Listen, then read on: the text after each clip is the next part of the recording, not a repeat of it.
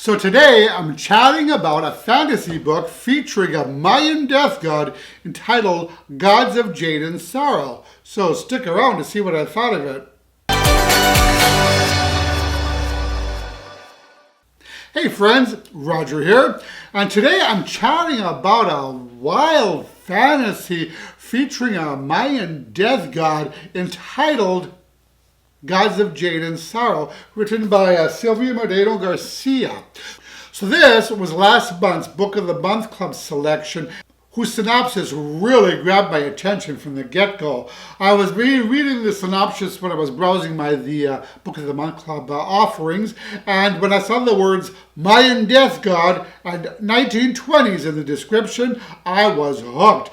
And this ended up being a delightful Mayan folklore story chock full of mythology.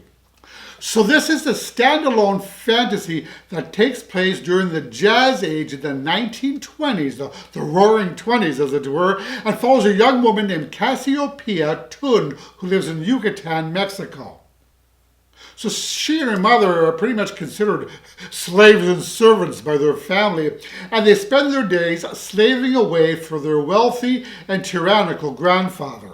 So one day, Cassiopeia discovers that her grandfather has left the key for the strange trunk in his room, a trunk that has always remained locked. So unable to resist her curiosity, she opens the chest and inadvertently releases the Mayan god of death, Khmer, who is apparently imprisoned in the trunk.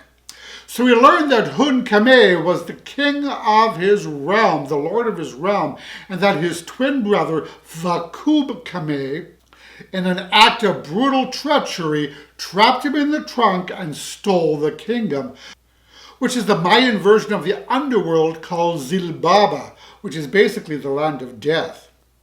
So Khmer, the rightful king and supreme lord of Zilbaba, requests Cassiopeia's help in getting back his throne. Well, I really shouldn't say request, as she doesn't really have too much say in the matter, as it turns out. Now, the kicker here is that if she fails, she dies. But if she succeeds, her deepest dreams and desires will come true. So what follows is quite a harrowing journey as Cassiopeia, along with the handsome yet commanding death god, embark on a treacherous adventure into Mexico City and subsequently into the dark underworld, and along the way encountered all manner of gods, demons, and creatures. So I love me a book where there's an adventurous quest, and this one did not disappoint. So from what I understand, the story is a fairy tale inspired by Mexican folklore. Now don't worry if your knowledge of Mayan history and culture is lacking, as the author lays it all out in an easy to understand and compelling manner. And there's even a handy glossary here at the back of the book, which explains things, terms and gods and such quite nicely. But really, all the details that you need are worked seamlessly into the action of the plot. So the prose of the story is luxurious, lyrical, and incredibly imaginative, with vivid descriptions, a truly magical plot, and a vast array of exciting and complex characters. I really love the otherworldly fairy tale aspect to this tale and found it utterly enchanting. The blending of the old Mayan myths, legends, and gods with the new lifestyle of the 1920s in Mexico really worked well for me. I also thought that the world building here was terrific. It was so much fun to immerse myself into it and watch as the story slowly expanded. The vibrant world that the author created here is magical, captivating, twisty, and compelling, yet dark and dangerous at the same time. I found that the detail that went into the storytelling here really brought the tale to life, or at least it did for me.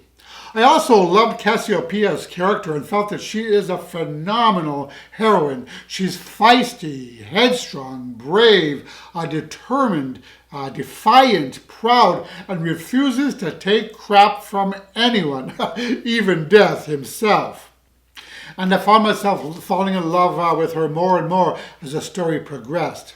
So all in all, I love this inventive and addictive story. It was elegantly written and well constructed with an evocative and gripping plot that I found truly fascinating. I thought the author seamlessly blended the real and the mythic in a way that was a joy to read.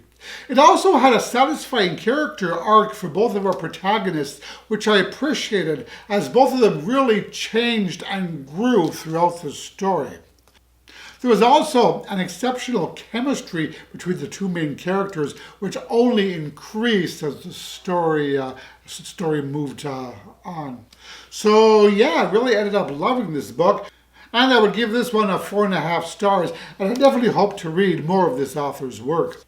So have any of you read this book? If so, what did you think? Let me know in the comments. And that about does it for this little book chat of The Gods of Jade and Sorrow. As always, I thank you so much for watching. I really appreciate all your support. And if you could click the like button below if you like this video, that would really help my channel out. And that about does it. I will talk to you all in the next video. Roger and out.